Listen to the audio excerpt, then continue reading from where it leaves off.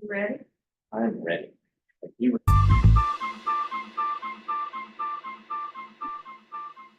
Hi, this is Brian. Welcome to Philosopher's Notes TV. Today we're going to do a really fun book, The Magic of Thinking Big. As always, great book. This one I've got all my little dangly markers on.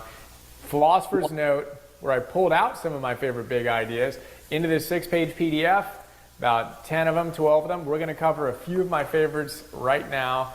The Magic of Thinking Big. It's a classic. It was written in 1959 by a guy named David Schwartz. It's kind of got some old school language to it, which I dig. Pretty funny. But the guy is awesome. And he's all about thinking big, believing big, and acting big, and playing big. And this book is basically all about how to get our bigness on. So we're going to talk about a few of my favorite big ideas on how to rock that. We will start with the idea, the very first step is to believe it's possible. He says this: here's the first step towards success. It's a basic step. It can't be avoided. Step one, believe in yourself. Believe you can succeed. The whole book is predicated on that. If we don't have belief in ourselves, none of these ideas matter. So we've got to believe that we can succeed. I quote a couple other people here. Henry Ford says, whether you think you can or you think you can't, you're right. So choose wisely there.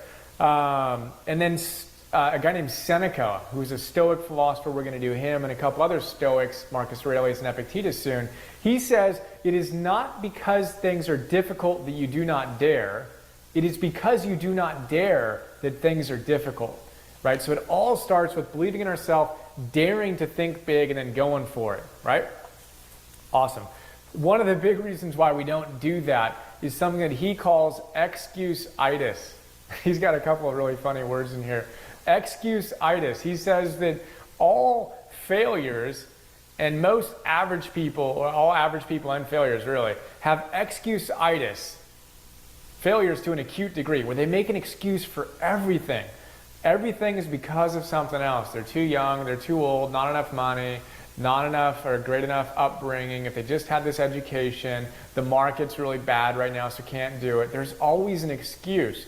But if we want to experience the magic of thinking big, we've got to quit making excuses, get clear on what we want, believe in ourselves, and go for it. So see if you can notice how often you make excuses, and if you are suffering from a minor or acute case of excuse-itis. Very dangerous. The next fun word he has here is stickability. So he likes to say that stickability is 95% of ability, right? So just the ability to have persistence and to continue going for it is 95% of ability. One of my favorite phrases and aphorisms is from S.N. Guenka. I attended a 10-day silent Vipassana meditation with him and his instructors, and he said this dozens and dozens and dozens of times in a Burmese accent. He says, work diligently, diligently, work patiently and persistently, and you're bound to be successful, bound to be successful. So diligence, patience, persistence, and we're bound to be successful. I like to add playfulness. Diligence, patience, persistence, and playfulness, for me, is what it's all about. But we've got to see the long term. We've got to have stickability if we want to see our ability come to fruition. It's a really big idea that I dig. So there you go. How about the next big idea? He says action cures fear. If you want to fertilize your fear, if you want to grow your fear, procrastinate. Don't take action. Avoid it. Kind of run away from your fear. That's a great way to make sure your fear increases and it grows. If you want to cure fear, we've got to take action. There's a great story. I haven't even read the book, but I love this story. Pilgrim's Progress. I think Paul Bunyan wrote it. And I read about this story in another book, and I just loved it. The main character is a guy named Christian, right? And he's cruising around, and he's facing all these challenges. But he has a magical shield. And the shield is extraordinary. It actually makes him invincible, with one caveat. He's got to head straight toward his problems and keep his shield in front of him. If he goes straight at all the gremlins and demons and all these other challenges that he's facing in this story, he defeats them. He's invincible. His shield protects him. But if he turns around and runs away from his fears, he's vulnerable. So the whole idea is we're invincible if we just continue to diligently and patiently and persistently move toward our fears. A magical thing happens when we do that. Things tend to dissolve. The things we're so afraid of dissolve as we consistently move toward them. Of course, there's going to be challenges, but there's so much power in moving forward and taking action, even if it's just baby steps. So the question I have here in the note is there something you're afraid of right now that you might be avoiding, right? What is that thing that you might be avoiding right now that you can take some simple action on? Doesn't need to be complete resolution, but what simple baby steps could you take? Maybe a phone call or an email, whatever it is. What's 1, 2, or 3 simple steps you could take toward that challenge and move toward your fear? It's a really big idea. Action cures fear. As he says, indecision, postponement, on the other hand, fertilize fear. Jot that down in your success rule book right now. Action cures fear. Huge idea. I mentioned some other great teachers here we don't have time to go into, but you can check out the note for more on that. So the next big idea is memory bank deposits. So he's got this great idea that successful people who tap into the magic of thinking big have a habit of only depositing really happy, positive memories into their memory bank account, right? And they withdraw only positive memories back out. They don't ruminate on negative stuff. Ruminating on all the things that went wrong, the person who slighted you, or the thing that didn't go quite the way you wanted to, is like making negative deposits, right? He likes to say it's like buying a brand new car and then every night going and sprinkling in some sand into the engine, right? Well, pretty soon you're going to destroy the engine. It's the same thing with our consciousness. We've got to be really clear and really conscious of what we put into our minds. And he says only make positive deposits. Before you go to sleep, when you wake up in the morning, make positive deposits. Remember the things that you're really proud of. Keep a journal of the things you're grateful for. We haven't talked about appreciation in a while. Check out gratitudelog.com if you haven't yet. I log the 5 things I'm most grateful for every day. That's a way for me to sprinkle in positive things into my consciousness. Make some great deposits. You can find me at Brian Johnson, or gratitudelog.com/Brian Johnson. We can connect there. Big practice, scientifically proven to raise your levels of happiness. If you're not doing it yet, what are you waiting for? How about, we've got a couple more minutes. How about, he says this, to think confidently, act confidently. Right? So if we want to feel confident, we've got to act confidently. And he has the idea in here that many teachers talk about, the idea of acting as if. We're going to do Wayne Dyer's Power of Intention soon. Wayne has a great way of describing acting as if. Imagine your ideal, whether it's your ideal physical body and your health and your vibrance, or your ideal relationship, who you are and how you show up in relationship, or your ideal financial situation, or your ideal creative or professional expression, whatever your ideal is, imagine that, and then in this moment, act as if you already were that successful version of yourself in whatever domain. If you're super healthy, well, act as if you are that super healthy person right now. They probably don't eat the late night indulgent snack at 11 p.m. And they probably get up and they work out. So act as if you already were that person you want to become. As we act confidently, our confidence grows. Our magic of thinking big grows. So act as if. That's a really cool idea that I love. He says the word impossible needs to be removed from our vocabulary entirely. It's a bad word. Remove impossible. See yourself how often you make you say the word impossible. It's closely tied to the excusitis disease, and it doesn't show up very often, that word impossible, with people who have stick ability. So that's a quick look at the magic of thinking big. Action cures fear. Stick ability is awesome. Believe big. Get rid of excusitis. Make positive memory bank deposits. To think confidently, act confidently. We've got some other ideas in the note, but that should be enough to get us going. The final one is take action. If you have good ideas, get to work on them. If you got something that's inspiring you, now is the time to rock it. So there you go. That's The Magic of Thinking Big in 10 minutes. Hope you enjoyed. Look forward to sharing more with you soon. Have an awesome day. See ya. What do you guys think of that? Yeah, you just have to think as if you can make it. Well, I liked how he said act as your better self would. That's something that I do all the time, and I think it really does help. Mhm. It just puts you into that place. Absolutely. I mean, mindset is everything, right? That's kind of what he was saying. Which is one of the things I liked about it. You have to believe in yourself. So believe in yourself, I think sometimes is really hard because when you grow up, you know, you either have a positive environment or a negative environment. And sometimes, like, anybody watch the movie Pursuit of Happiness? Yeah. Like, it's one of my favorite all-time movies. And the scene where he's shooting basketballs and he asks his son what he wants to become. He's like, I want to be a basketball player. And his dad's like, you know what? I wasn't the best basketball player, so maybe you should probably pick something else. It's like, and then he catches himself. He's like, no, don't listen to me. Don't listen to anybody else. Like, you do what you got to do.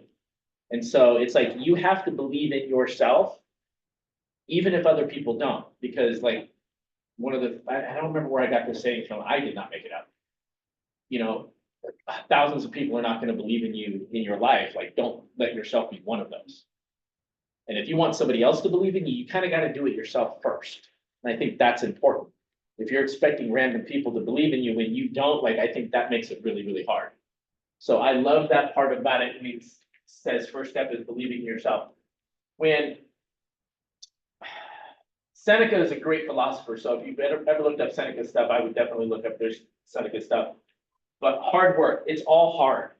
Anybody see Tom Brady's speech that he did for the Hall of Fame or something he did this last week? It was really, really good. And he talked about how football was hard and how it's hard to wake up and go work out and do 2-a-days when your friends are all at the movies and playing. It's like, it's all hard. It teaches you how to deal with life. So I find that very fascinating. And excuse-itis, this is the disease that infects real estate agents. Sounds like your voice out there, which is freaking me out a little bit. No, but I heard your voice, but it sounded like it was out there and you weren't closing your mouth. Excuse-itis is one of those things that real estate agents do all the time. There's always a reason to not do something. One of the best things about being a realtor is that you work for yourself. One of the worst things about being a realtor is that you work for yourself. It's like your boss is only going to like try to make you do things as much as you can. That's why we do sales meetings and, you know, so I can kind of help motivate you and push you along. But I only have, like, I can't force you to do nothing. So it's really, really important to not create excuses around the job that needs to be done, which is on a daily basis, you talk to your people, you put your people in the database, and you follow up with everybody consistently. And so having a diligent and disciplined mindset when it comes to following up and talking to your people, that's really the key. But what I found coaching agents is that life happens, right? Something happens, a meeting changes, something comes up with your kids or your family, and like that lead generation that you're so excited to do, you can't do it because you got to go do this other thing.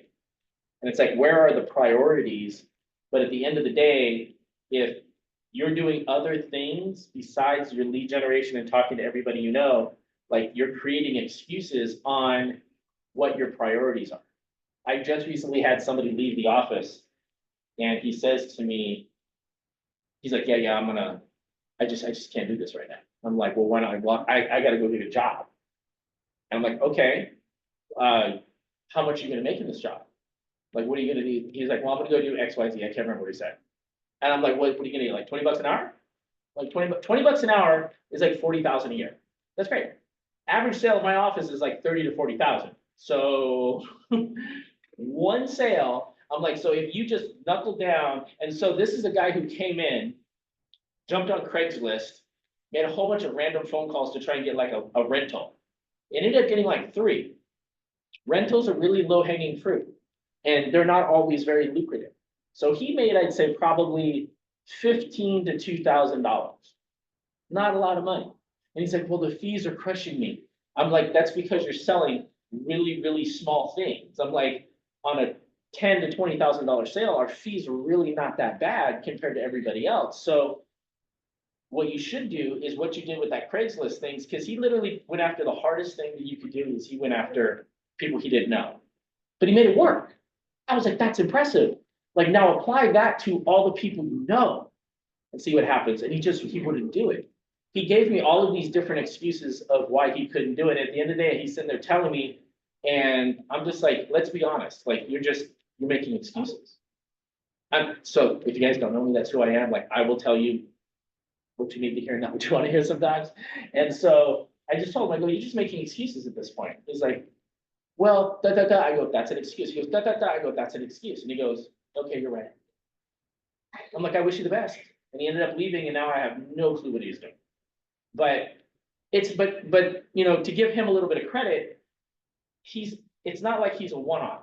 He's actually the majority, because it's very, very easy to create this idea that there's something more important, because the fear in doing what we need to do is real.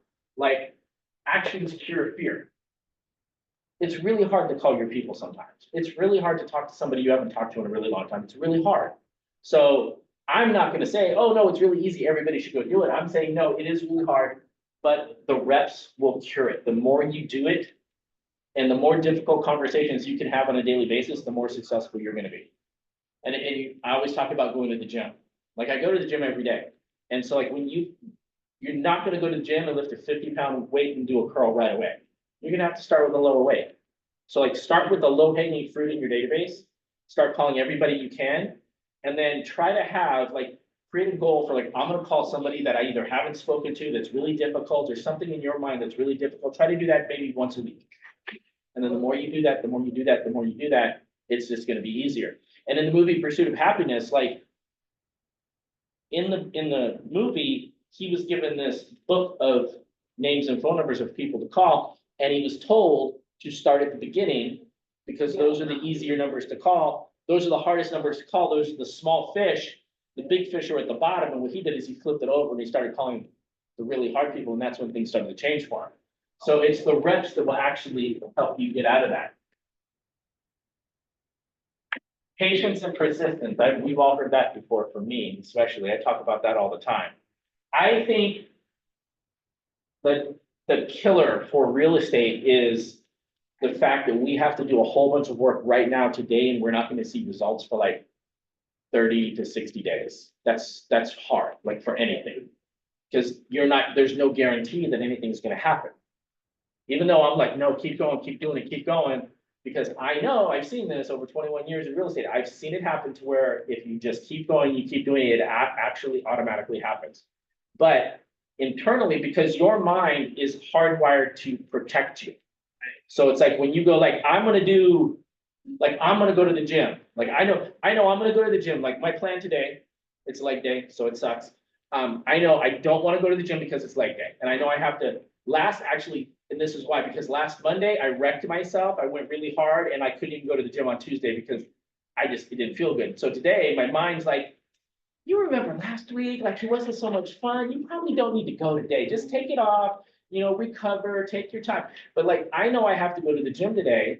I'm going to do a cold plunge. I'm going to do my legs, and my mind's like, you don't need to do that. Because your mind wants to protect you. That's the way your mind is wired. So you have to fight through that and realize that everything is on the other side of patience and persistence and not stopping today, because everybody in here is like, you have a $40,000 paycheck waiting for you if you just put in the effort in a very, very small amount of time. But that's probably the hardest thing in entrepreneurship in general. Like, any business that you have, like, if you go open a dry cleaners, you're going to have to probably drop a couple $100,000 just to open the place. And then you're not even positive with your business until you make that money back. And then there's marketing, there's hiring people, there's all this stuff that you have to do. So it's a little bit more tangible, but with what we do, you just don't see anything on the front end until you get a sale, but the cost on the front end is a lot lower. The memory bank account, this one, I didn't even realize that was in the book, but the positive thoughts, I cannot tell you how important that is. It is so important. If you're not thinking positive and being positive, especially in the face of doubt, we all have doubt. And we never talk about it. Nobody talks about the doubt that they have, the fear that they have, because we think that nobody else wants to listen to it. That's why when I tell everybody, like, you need 3 coaches in your life. You need a business coach, you need a personal training coach, and you need a therapist. Someone screwed you up at some point in your life, and it was probably your parents.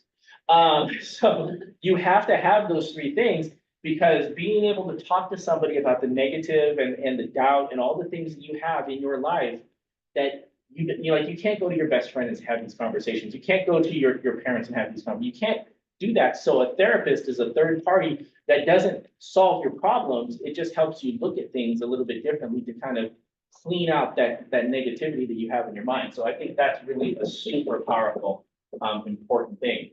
The question, what are you avoiding?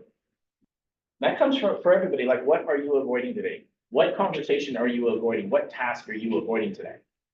Anybody read the book, Eat That Frog? It's a great book. So Eat That Frog is a small book. It's really small. It doesn't take a lot, but it's basically talks about procrastination. And eating the frog is a idea that if you were going to eat a frog, that you would want to eat the biggest and the ugliest frog first thing in the morning. So the rest, because nothing, that's going to be the worst thing that happens to you all day. So Eat That Frog is like, what's the worst thing that you have to do today? Let's knock that out the first thing out of the gate in the morning, because everything else will be positive. So it's a great book about procrastination. Think confidently, act confidently.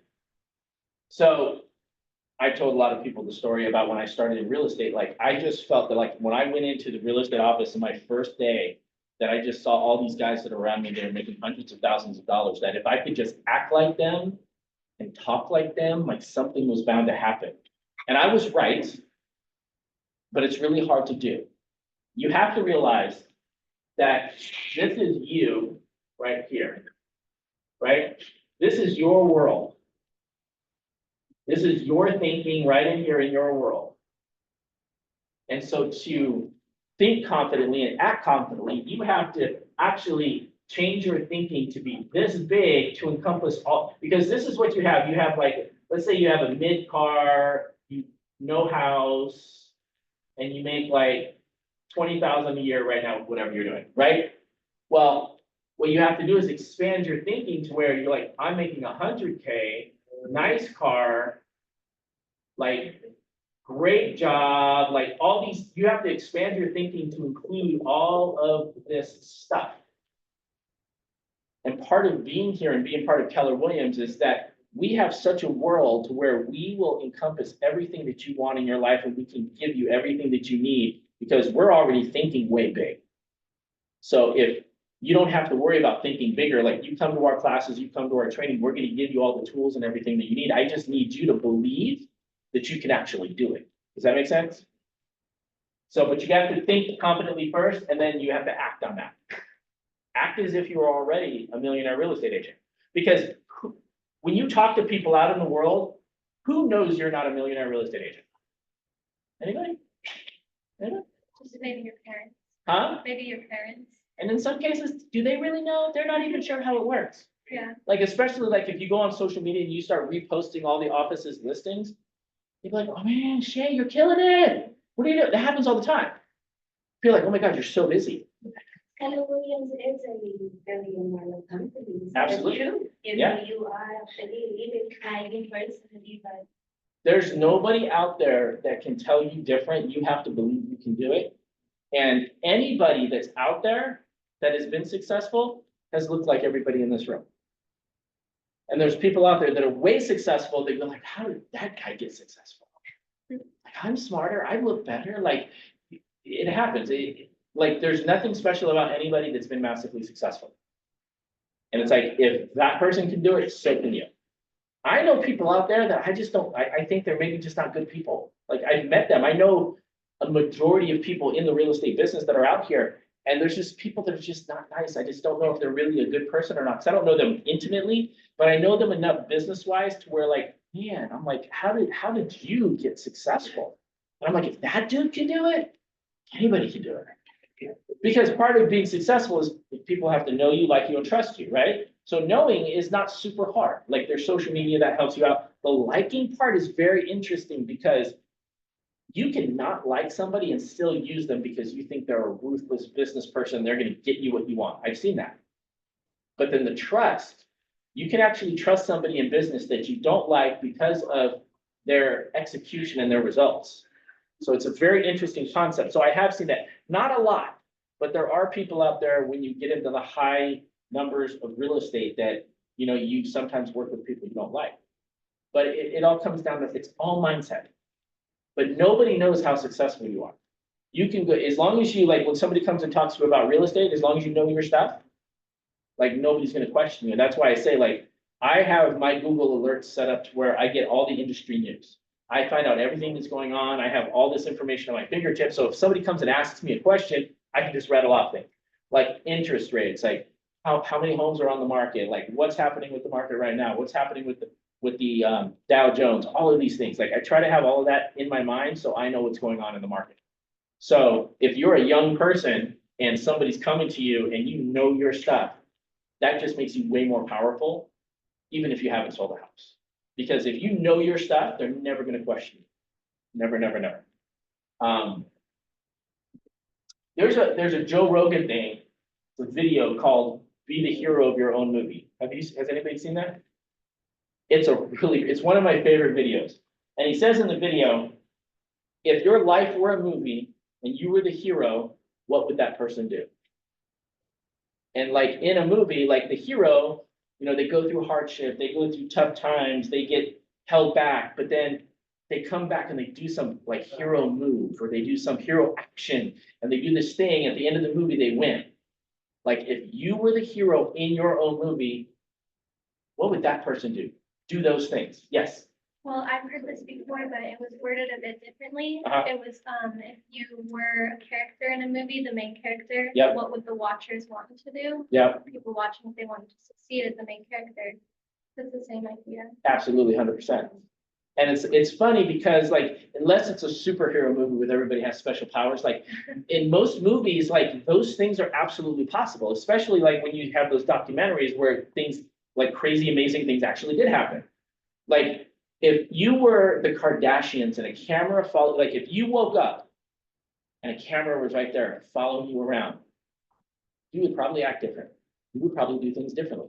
So wake up as if you have a camera watching you, like the Truman Show. Has anybody seen the Truman Show? Jim Carrey? I know what it is. Yeah. But I haven't watched it. So it's like the first person in the world that was like filmed 24/7 constantly. Do you know the Truman Show, Sandy? Yes. Yes.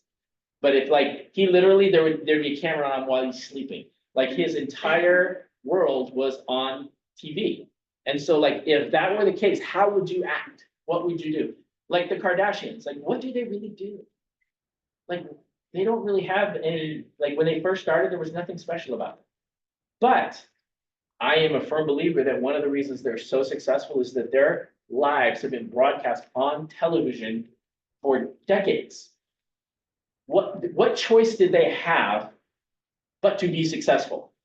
Right, so there's a small niche of Kardashian that are not successful. They're not on TV. They've backed up, like one of the brothers, I think, he's like out of the scene. But because he didn't do nothing. So like, if you're in front of everybody and you're in front of the world, you're going to push yourself. You're going to try to do all these different things to be successful. And like, look, they have like all these different brands that are just massively successful.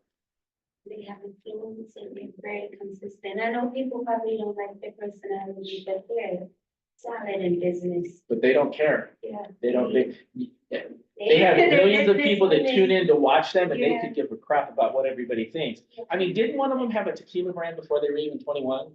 Makeup, tequila, clothing. Yeah. Everything. But it's like, PR. that's what happens when you have a microscope on you and people are watching you Yeah. constantly. It's like they get pushed into the success aspect of it. So we can wrap this up with, what are you avoiding today? Where are you at with everything?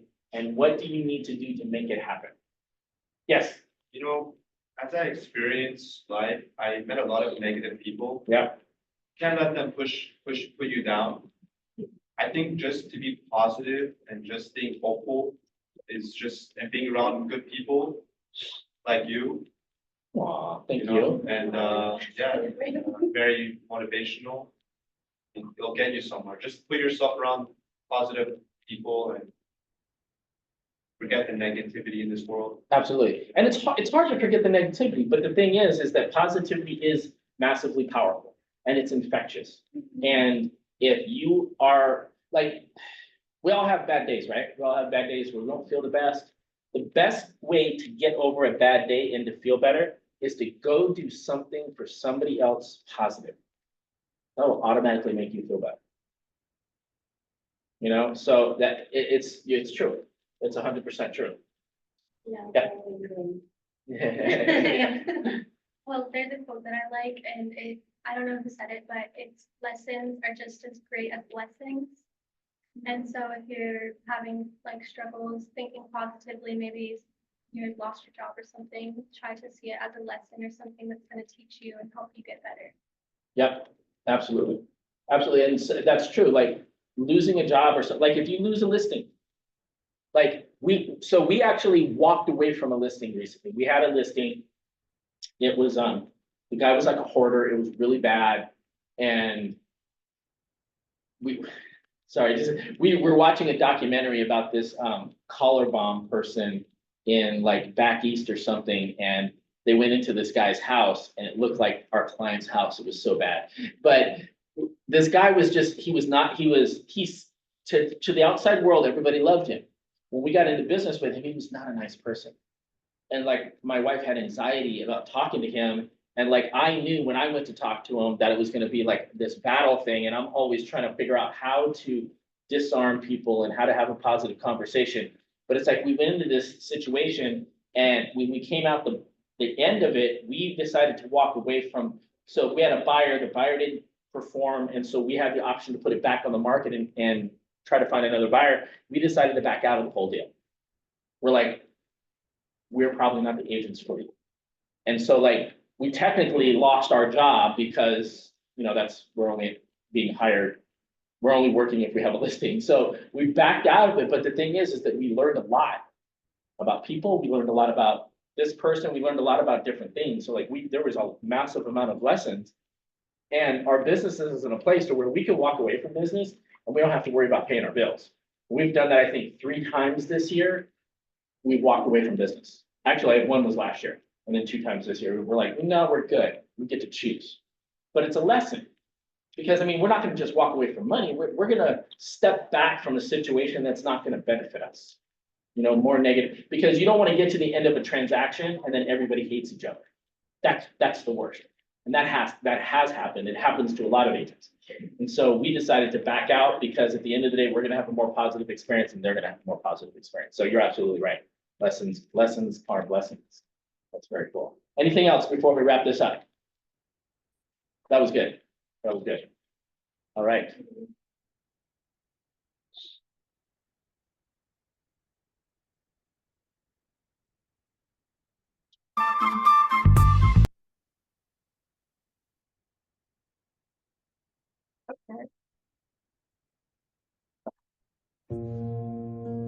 When I look at people, I always ask the question, I say, man, tell me what Nike stands for.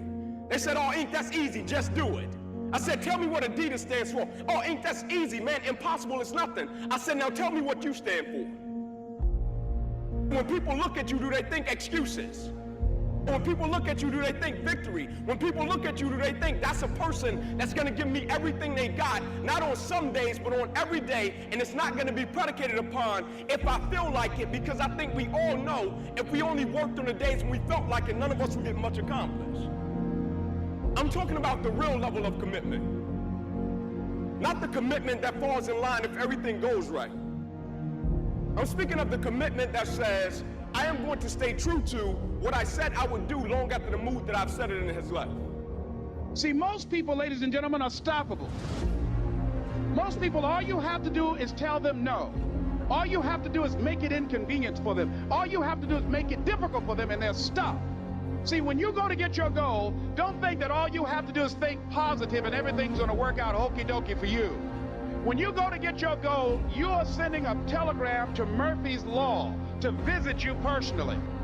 You thought you was just gonna have a dream and a goal, and you was just gonna wake up and just walk into the sunset. You're like, dream, boom. It don't work like that. You have a dream, and then life punks you. Life punks you and say, do you really want this? You're gonna lose friends. Do you really want this? Do you really want this? Cousins gonna abandon you. People that you used to be like this with gonna think you bougie and don't wanna deal with you. It's a part of it, but I paid too much. If I was gonna quit, I would have quit in the abandoned building when I wanted to commit suicide and take my life. I should have quit when I heard my voice say, your mama don't want you, your daddy don't want you, take your life. I got through that, so why I'm gonna quit over an F on a grade? Come on. And so I'm telling y'all, you have come too far to quit now. You have invested too much to quit now. You have lost too much to quit now. Don't cry about it. Don't whine about it. Get a reward for your pain. And so by being committed to everything that I started, I finished it. It built a certain type of spirit. It built a certain type of mentality. It built a certain type of individual. And so now I couldn't quit even if I wanted to. I couldn't stop even if I wanted to. I had too much sweat equity in my life and everything that I was doing. You're too close to quit. Now, you gotta take another lap. You gotta take another lap, because you never know. This might be the one. You can't stop because you're tired. You can't stop because you got your feelings hurt. You gotta take another lap. Keep walking, keep walking, keep walking. You're gonna make it. You're gonna do it. You got an unstoppable fire. Come on, take another lap. Don't you stop. Don't stop walking.